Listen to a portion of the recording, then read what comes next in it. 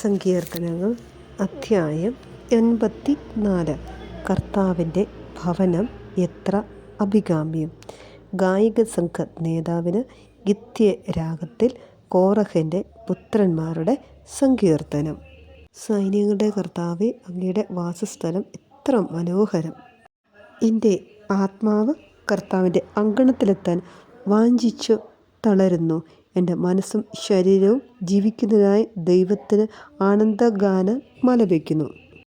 എൻ്റെ രാജാവും ദൈവവുമായ സൈന്യങ്ങളുടെ കർത്താവേ, കുരുകിൽ പക്ഷി ഒരു സംഗീതവും വീവൽ പക്ഷി കുഞ്ഞിനെ ഒരു കൂടും അങ്ങയുടെ ബലിപീഠത്തെങ്കിൽ കണ്ടെത്തുന്നുവല്ലോ. എന്നേക്കും അങ്ങയെ സ്തുതിച്ചുകൊണ്ട് അങ്ങയുടെ ഭവനത്തിൽ വസിക്കുന്നവർ ഭാഗ്യവാന്മാർ. അങ്ങയിൽ ശക്തി കണ്ടെത്തിയവർ ഭാഗ്യവാന്മാർ. അവരുടെ ഹൃദയത്തിൽ സിയോനിലേക്കുള്ള രാജവീഥികളുണ്ട്. വാക്ക താഴ്വരയിലൂടെ കടന്നു പോകുമ്പോൾ അവർ അതിനെ നീരുറവുകളുടെ താഴ്വരയാക്കുന്നു. ശരത്കാല വൃഷ്ടി അതിനെ ജലാശയങ്ങൾ കൊണ്ട് നിറയ്ക്കുന്നു. അവർ കൂടുതൽ കൂടുതൽ ശക്തി ആർജിക്കുന്നു. അവർ ദൈവത്തെ സിയോനിൽ ദർശിക്കും.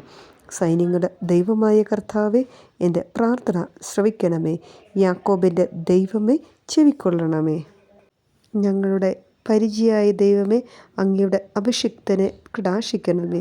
അന്യസ്ഥലത്ത് 1000 ദിവസത്തേക്കാൾ അങ്ങയുടെ അങ്കണത്തിൽ ഒരു ദിവസം ആയിരിക്കുന്നത് കൂടുതൽ അഭികാമ്യമാണ്. ദുഷ്ടതയുടെ കൂടാരങ്ങളിൽ വാഴുന്നതിനേക്കാൾ എൻ്റെ ദൈവത്തിൻ്റെ ആലയത്തിൽ വാതിൽ കാവൽക്കാരനാകാനാണ് ഞാൻ ആഗ്രഹിക്കുന്നത്. എന്തെന്നാൽ ദൈവമായ കർത്താവ് സൂര്യനും പരിചയമാണ്. അവിടുന്ന് കൃപയും ബഹുമതിയും നൽകുന്നു. പരമാർത്ഥതയോടെ വ്യാപരിക്കുന്നവർക്ക് ഒരു നന്മയും അവിടുന്ന് നിഷേധിക്കുകയില്ല. സൈന്യങ്ങളുടെ കർത്താവെ, അങ്ങയിൽ ആശ്രയിക്കുന്നവൻ ഭാഗ്യവാൻ. സങ്കീർത്തനങ്ങൾ അധ്യായം 85. ഗായക സംഘ നേതാവിന് കോറഹിൻ്റെ പുത്രന്മാരുടെ സങ്കീർത്തനം. കർത്താവെ, അങ്ങയുടെ ദേശത്തോട് അങ്ങ് കാരുണ്യം കാണിച്ചു. യാക്കോബിൻ്റെ ഭാഗതയും അവിടുന്ന് പുനഃസ്ഥാപിച്ചു. അങ്ങയുടെ ജനത്തിൻ്റെ അകൃത്യം അങ്ങ് മറന്നു. അവരുടെ പാപം അവിടുന്ന് ക്ഷമിച്ചു. അങ്ങ് എല്ലാ ക്രോധവും പിൻവലിച്ചു. തീക്ഷ്ണമായ കോപത്തിൽ നിന്ന് അങ്ങ് പിന്മാറി.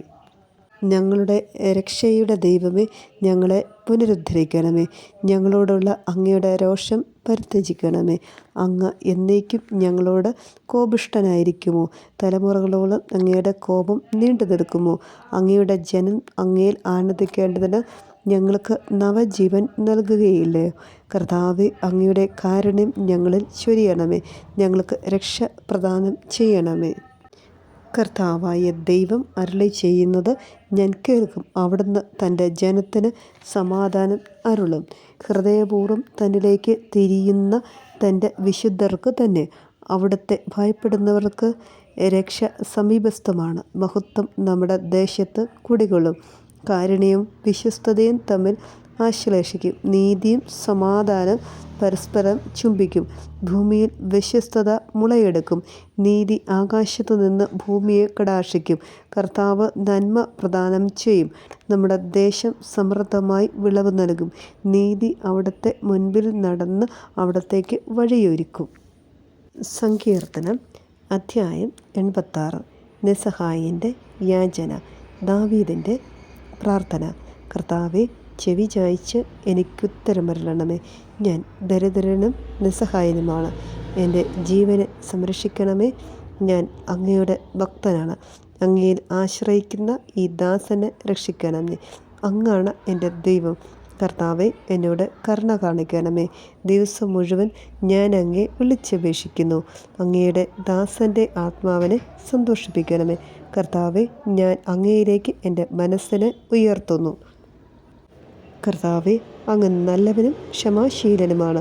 അങ്ങയെ വിളിച്ചപേക്ഷിക്കുന്നവരോട് അങ്ങ് സമൃദ്ധമായി കൃപ കാണിക്കുന്നു. കർത്താവെ, എൻ്റെ പ്രാർത്ഥന കേൾക്കണമേ.